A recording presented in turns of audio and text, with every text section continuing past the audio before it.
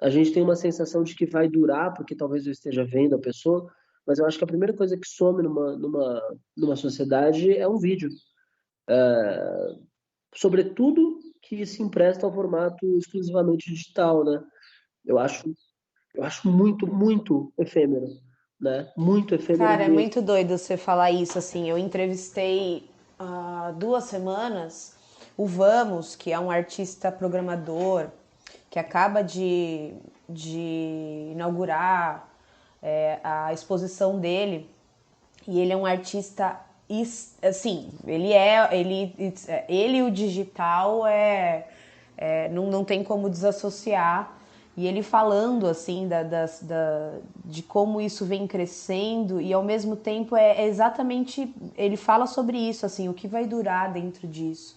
E o que dura, o que ele fala, e eu achei bem interessante, são as conexões geradas, né? O que essa Isso, rede, ele fala muito da questão da rede, e eu acho que é maravilha. isso, a gente tem uma sensação de ter, de guardar, mas as coisas que são produzidas digitalmente, elas não são de ter.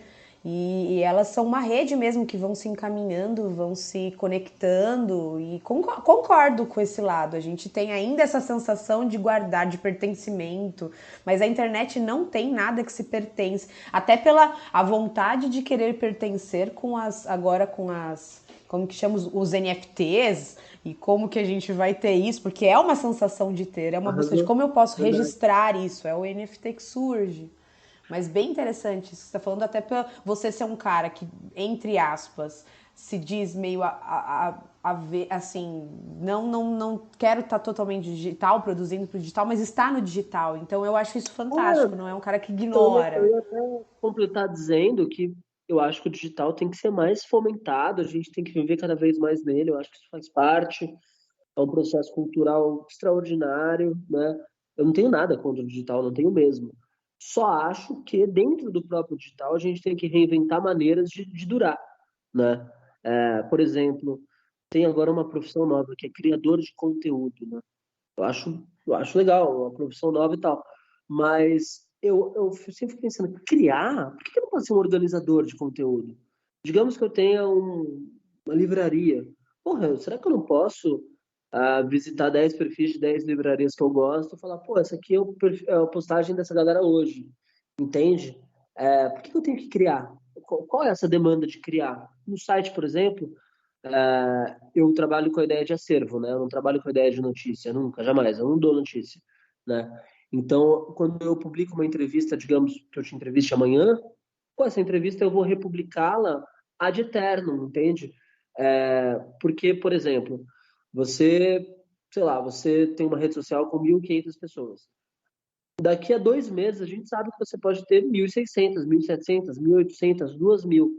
Então, como que a gente entende o novo nesse contexto, né? Se a sua entrevista sair de novo, cara, são 500 pessoas que te conheceram agora e que não viram isso, né? Só que dentro desse próprio contexto, o artista e a artista têm um certo melindre de dizer, ah, eu vou republicar, já postei isso.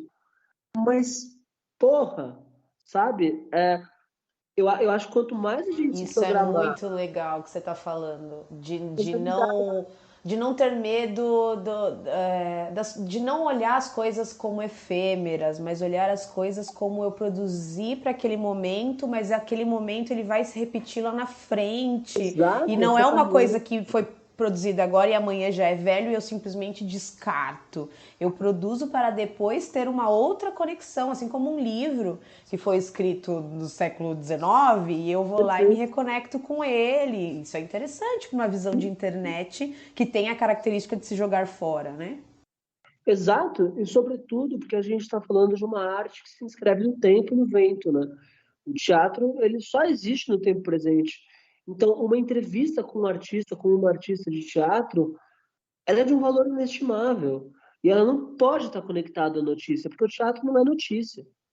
Não é nem notícia, nem noticiado, né? O teatro é acontecimento, é fenômeno na cultura e tal, tudo bem. Mas portanto, tá, ok. A Marília fez uma peça, ela foi muito bem. Mas quem disse que ela foi muito bem? Ela mesma. Por quê? Porque não tem uma notícia sobre isso, né? As amigas dela que viram, os amigos dela que assistiram. Mas quando você tem um profissional que se dedica a situar isso, organizar isso no tempo, criar uma ilha de significado. Eu acho que é importante que a gente comece a compreender o digital como, pelo menos nós, quando eu falo gente, estou falando gente de teatro, né? Como um portfólio ativo, entende? Para quem quer trabalhar com isso. No mais, só para realmente tirar talvez essa sombra de que eu possa ter alguma coisa contra o digital, eu acho que não. Eu acho que todos os grupos deveriam ter sites maravilhosos, todas as pessoas de teatro deveriam ter suas páginas muito bem cuidadas. É, eu acho que é uma Como um grande esperança, acervo, que você como um diz, todos acervo, como um como um acervo. Eu acervo. acho que é uma grande esperança das artes nesse momento. É o digital, entende?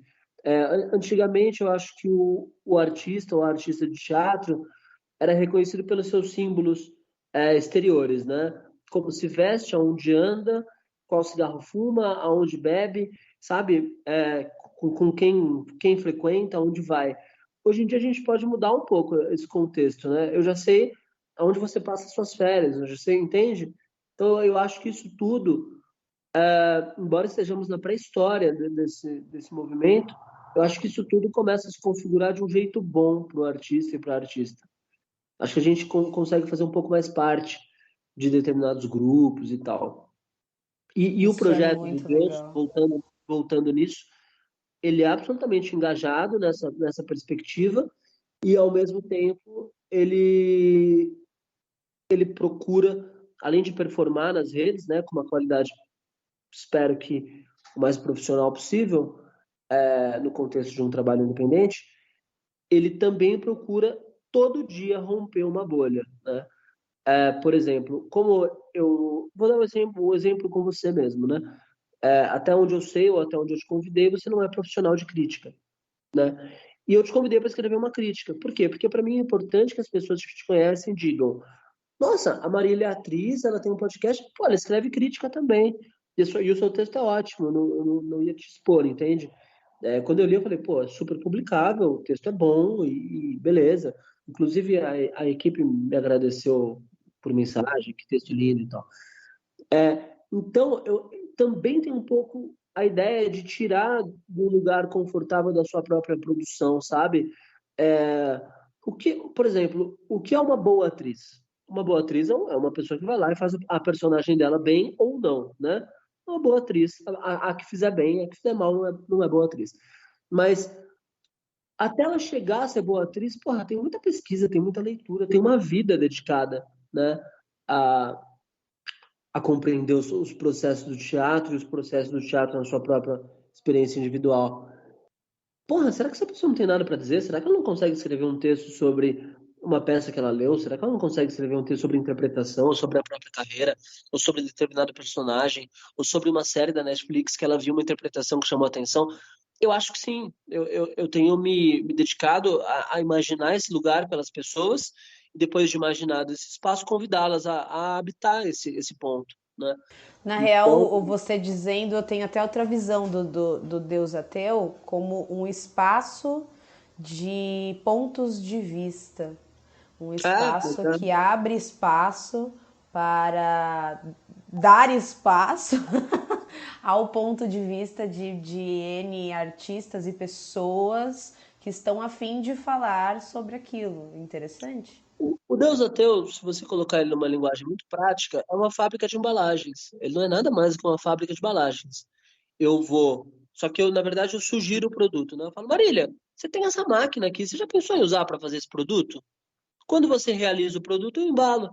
Eu entrego num link bonitinho, eu entrego para um público grande, eu entrego com uma foto legal, em Full HD, sei lá, com revisão e tal.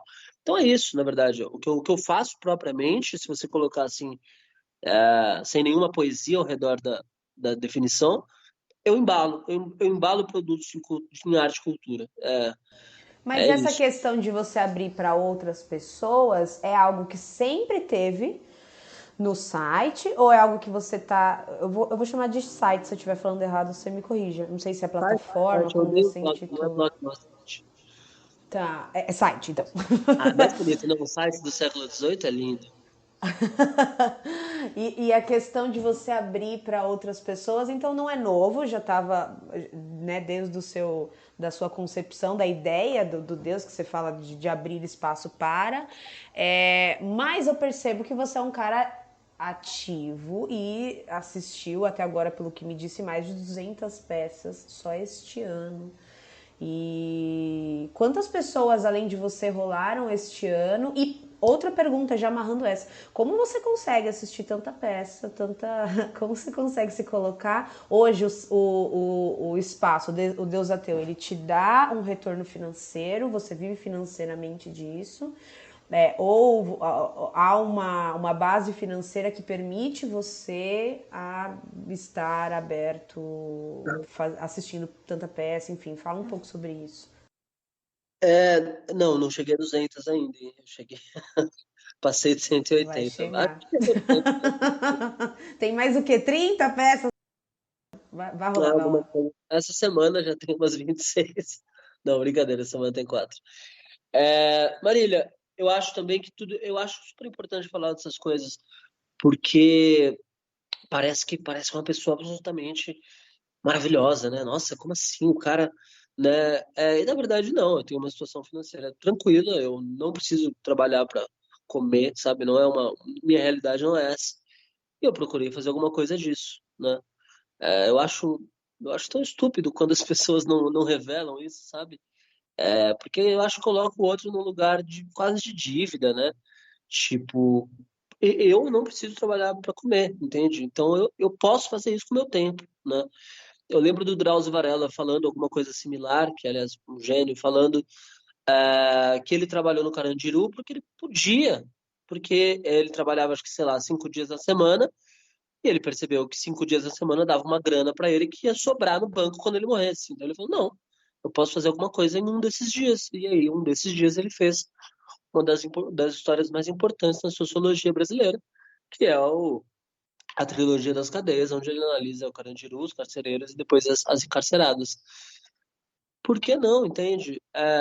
Sabe, eu não quero ser bilionário, eu não quero ser milionário, sabe? Realmente o meu projeto de existencial não é esse. Então, eu parto de um lugar confortável e é isso. E esse é o meu Mas contexto. hoje o site não te dá um retorno financeiro, com o espaço de Pontualmente, anúncio. pontualmente dá sim, pontualmente dá sim. Por exemplo, eu capto alunos pela plataforma do site, eu dou aula de dramaturgia, né? Na verdade, aulas de escrita de modo geral, né? Poesia, eu tenho gente em poesia. Agora, na verdade, eu não estou orientando teatro, estou orientando poesia e conto.